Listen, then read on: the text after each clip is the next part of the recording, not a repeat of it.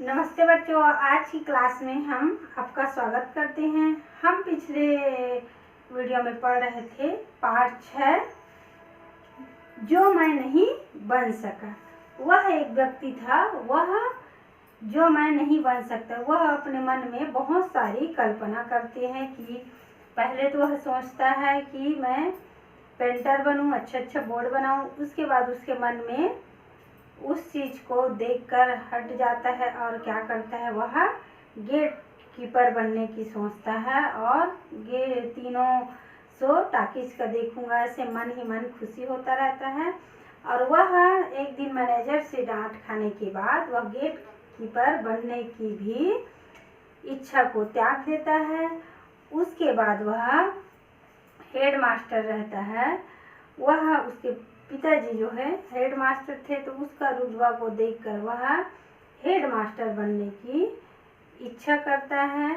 फिर वह उस इच्छा को भी त्याग देता है कि मैं हेड मास्टर नहीं बनूंगा। स्कूल में हेड मास्टर रहता है ना, उसी की रुतबा को देखकर वह क्या करता है कि मैं भी हेड मास्टर बनूंगा। हेड मास्टर सब बच्चे को मारते हैं, तो मैं अच्छे से सभी को डांट कर बैठा दूंगा और उससे अच्छा से डांट कर मैं अपना रुतबा दिखाऊंगा।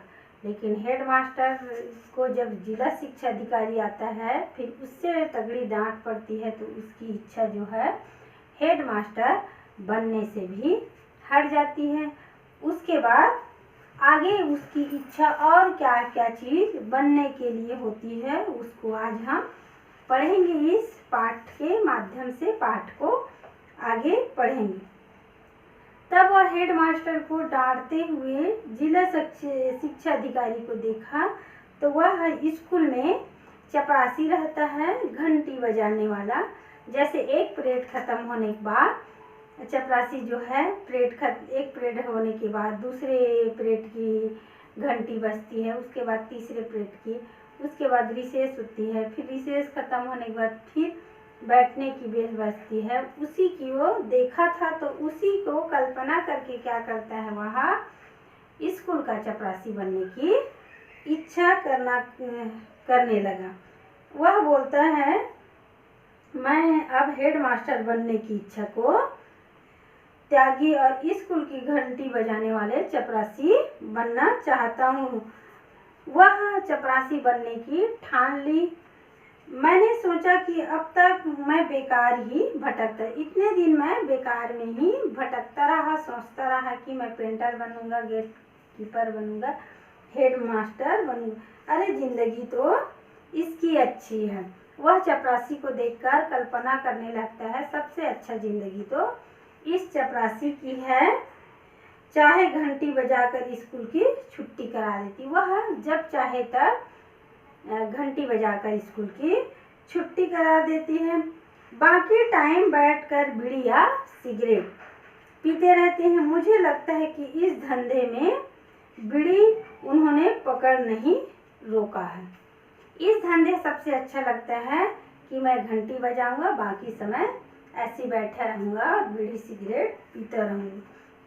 तो एक बार मैं तो छिपकर पिताजी की सिगरेट भी पी रहा था। वह सोचता है कि मैं तो एक बार अपने पिताजी का भी सिगरेट को छिपकर पी लिया हूँ, तो सिगरेट पीने के लिए सीखने की तो जरूरत ही नहीं है। तो उन्होंने पकड़ लिया था कि वह मारपीट पर उतर आए थे।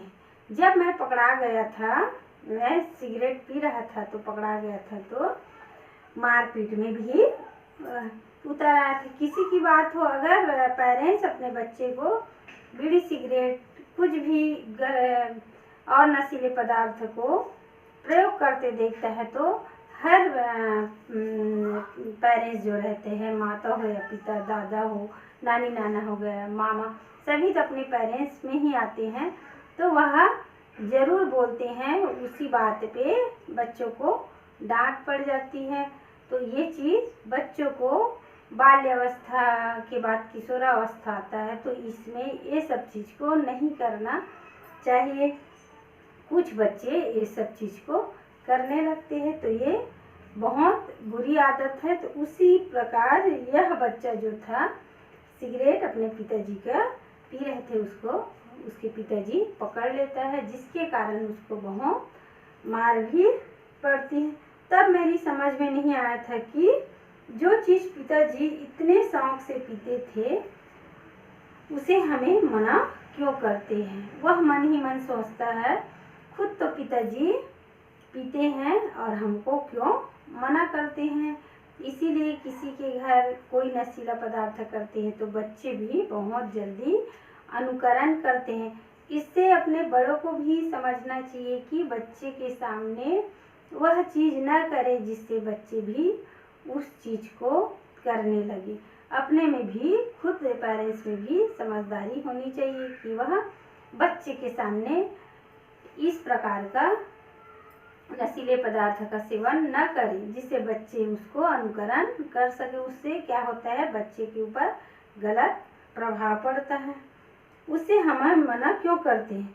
वह तो बाद में पिताजी को दिल का दौरा पड़ा। बाद में कुछ दिन के बाद पिताजी को दिल का दौरा पड़ा, तब सिगरेट की हानियाँ समझ में आई। सिगरेट पीने से दिल की बीमारी हो जाती है, हार्ट में, फेफड़ा में क्या हो जाते हैं, लंग्स जो है खराब हो जाती है, जिसके कारण उसका दिल के दौरा पड़ा। तो डॉक्टर ने उसको सिगरेट के हानियाँ समझ आई। खैर, तो मैं इतने लाभों को देखते हुए सिगरेट बीड़ी तो नहीं पीऊँगा, लेकिन और अन्य लाभ है किसके, चपरासी बनने में, और अन्य लाभ है।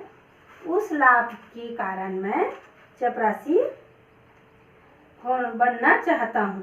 परंतु एक दिन मैंने एक दिन देखा घंटी बजाने वाले को नौकरी से निकाल दे। कुछ ही दिन वह सोचा था कि मैं चपरासी बनूंगा। उसके बाद कुछ दिनों के बाद जो चपरासी था उसको नौकरी से निकाल दिया, क्योंकि उसकी नौकरी 20 वर्ष बाद भी कच्ची थी। उसकी नौकरी जो थे 20 वर्ष हो गए थे फिर भी कच्ची थी, सरकारी नौकरी नहीं थी।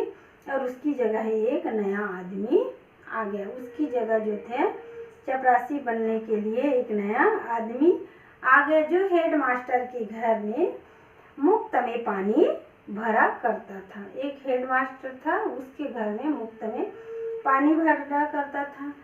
बड़ा रोया वह, पर किसी ने न सुनी उसकी बात। वह चपरासी जो है अपनी नौकरी को बचाने के लिए विनती किया, फिर भी उसकी बातों को किसी ने नहीं सुना। मेरा एक और सपना टूट गया। फिर उस बच्चे का सपना एक और टूट जाता। वह चपरासी बनने की इच्छा को वहीं फिर छोड़ देता है। मुझे तब लगने लगा कि यदि मैं पहलवान होता, फिर वह सोचता है उससे अच्छा तो मैं पहलवान होता था। वह लड़का जो था पतला दुबला था, तो मन ही मन सोचने लगा कि मैं पहलवान होता तो ऐसे अन्याय करने वाले को चटनी बना देता, क्योंकि उसके ऊपर अन्याय कर रहे थे। चपरासी को 20 साल की नौकरी हो गए थे, फिर भी उसका नौकरी पक्की नहीं थी, और 20 साल के बाद वह उसे नौकरी से निकाल देता।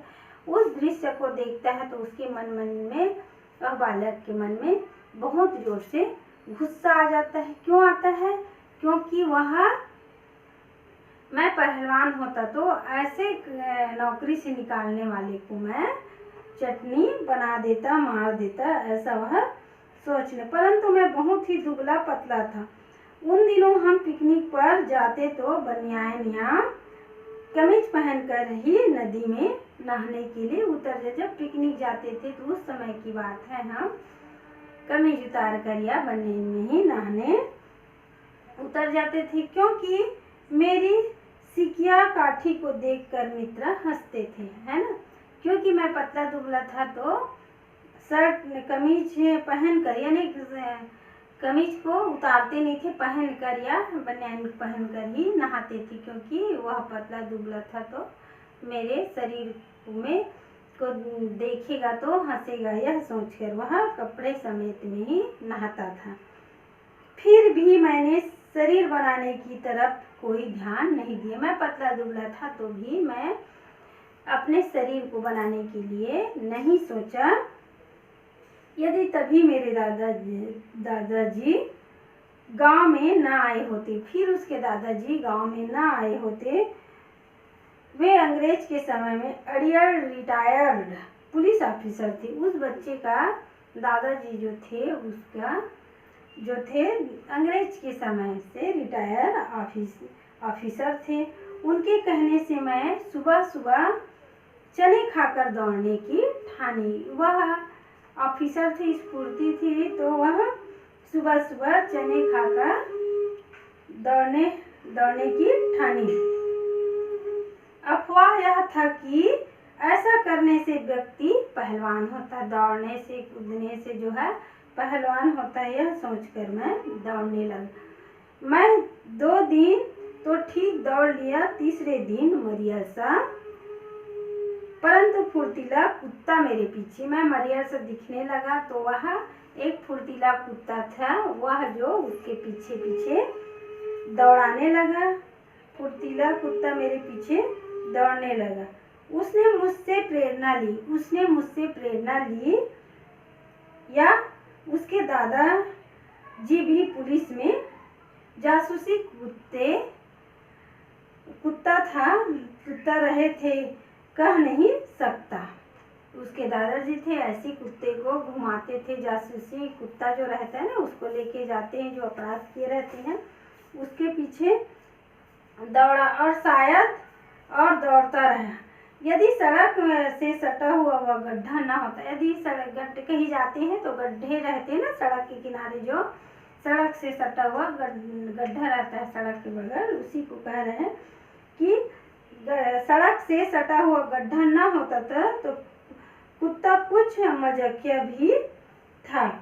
वह गड्ढे के किनारे तक आकर मुझे बनाकर भाव भाव करके हंसता हुआ चला गया। वह मेरे पीछे बहुत दूर आया, लेकिन गड्ढा था तो वह सड़क के किनारे भौंक कर वह वापस चला गया। मैं राणा सांगा की तरह यहाँ वहाँ से घायल हो गया। वो कुत्ते दौड़ा रहे थे तो वह राणा जो थे यहाँ वहाँ घायल हो गए। लड़खड़ाते हुए घर लौटने में मैंने तय किया कि ये पहलवानी में शरीर की तोड़ फोड़ के कई अवसर रहते हैं। मतलब उसने सोचने लगा कि पतला दुबला था तो कुत्ता ही उसको रास्ता में दौड़ाने लगा, तो वह गड्ढा था तो अपने जान बचाकर भागी। उसके बाद कुत्ता जो है वापस आ जाता है, तब वह घर में जाकर सोचता है कि नहीं, उसने तय किया कि पहलवानी बनना अच्छी बात नहीं है। पहलवानी बनने के चक्कर में मैं तो अपने शरीर को पूरी तरह तोड़ फोड़ दूंगा। पहलवान बनने का इरादा वह त्याग दिया। उसके बाद वह पहलवान बनने का भी इरादा त्याग दिया। तो बच्चे का मन जो रहता है बहुत चंचल रहता है, तो वह एक के बाद वह जो चीज़ को देखता था उसी की तरह बनने की सोचने लगता था, क्योंकि इस आलसी था। उसके शरीर में क्या था, आलस भरा था। तो आलस ही इंसान क्या करता है, हमको कम मेहनत करना पड़े करके वह यह ट्रिक सोचने लगता है कि हमको ये काम करने से हमको मेहनत करने की ज़रूरत जो है नहीं होगी। इसी कारण वह क्या करता है, जो सरल काम है, जिसमें आराम का काम है, उसी को करने की इच्छा करते हैं। अब इस पाठ में वह बच्चा और क्या बनना चाहता था, उस बात को आगे की पाठ में, आगे की वीडियो में के माध्यम से हम बताएंगे।